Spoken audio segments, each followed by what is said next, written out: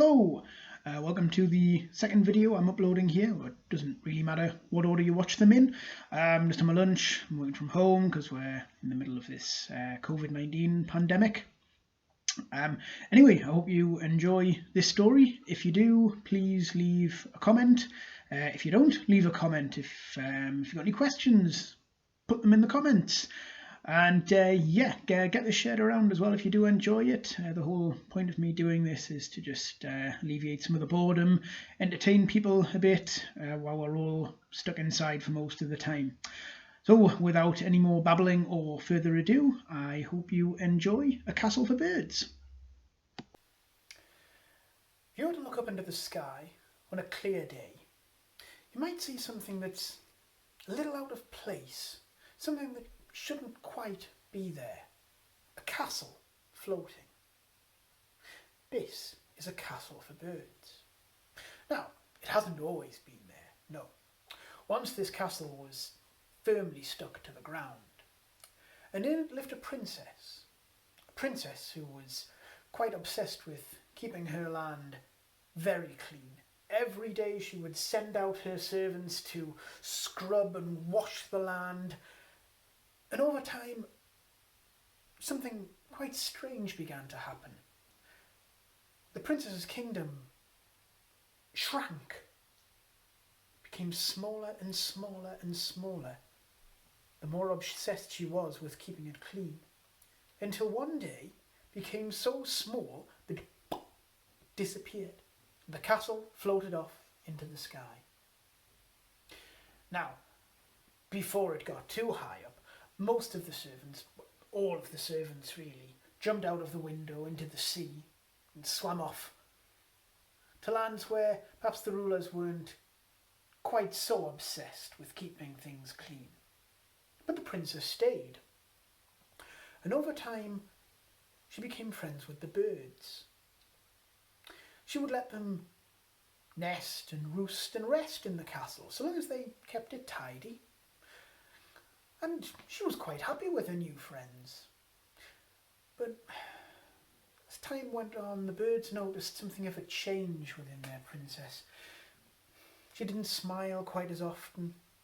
She didn't seem quite as happy. So they planned a special surprise for her. One morning, when she woke up, she looked out, and there, flying out of her window, huge eagles, great seabirds. And they explained to her that they had a special treat for her. They were going to take her for a ride. The princess was so excited. She leapt up, dressed in her thickest, warmest clothes, clambered out onto the windowsill. The great eagles came down with their claws, gently gripped her shoulders and lifted her up. The huge seabirds splayed out their great webbed feet so that she may balance upon them, and off they went. Over great frozen oceans, over vast deserts, and as they were flying over a jungle, the princess heard a tiny voice crying out for help and asked the great birds to lower her so she may investigate. She walked into a clearing of trees, and there was a tiny bird pinned to the ground by the claws of a great striped tiger. The princess stepped forward and said to the tiger, "Are you going to eat that bird?" The tiger smiled. "Oh, indeed I am. This will make a tasty snack." And the little bird shook and trembled under the great tiger's claws. "Oh," said the princess, "it's just that I thought you might want to wash first." Now, it's a little known fact that tigers are very proud, particularly proud about how clean they are. And this tiger had spent all morning washing himself, so he didn't quite understand what the princess meant.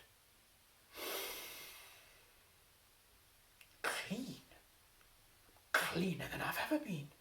Oh, I meant no offence, the princess.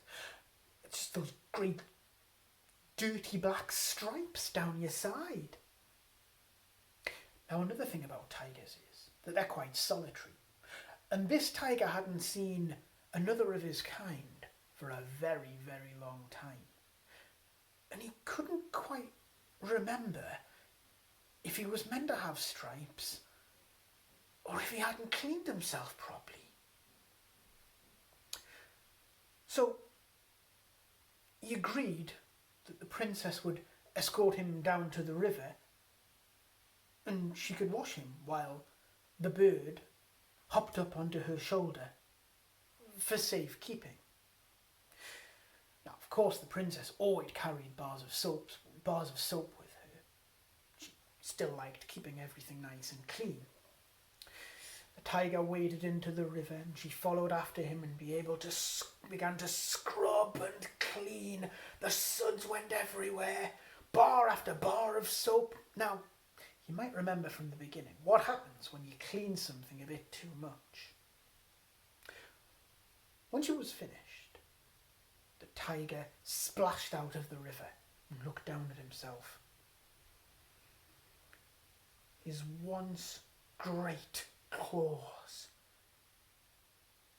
were tiny. He looked down the length of his once long, muscular body and barely more than a ball of fluff. He looked up at the princess, furious at what she had done, and gave out a great meow. The trees above the tiger erupted into laughter where the seabirds and eagles had been waiting and watching. The tiny bird on the princess's shoulder laughed so hard he fell off and rolled around the ground. The tiger kitten was so angry it turned and ran into the forest, never to be seen in that land again. The birds came down from the trees, congratulating and cheering for their princess, so proud and happy. They offered to take her back up to the castle, but the princess asked them to stop, to wait. She didn't want to go back. She wanted to stay on the earth. She wanted to find people, to be with them again. But she would give the birds a present first. So, if you were to look up into the sky on a clear day, you might see something that isn't quite meant to be there. A castle floating through the sky. A castle for birds, where they can rest and roost and nest in peace. And they always keep it clean and tidy in honour and thanks of the clever and brave princess who once lived there.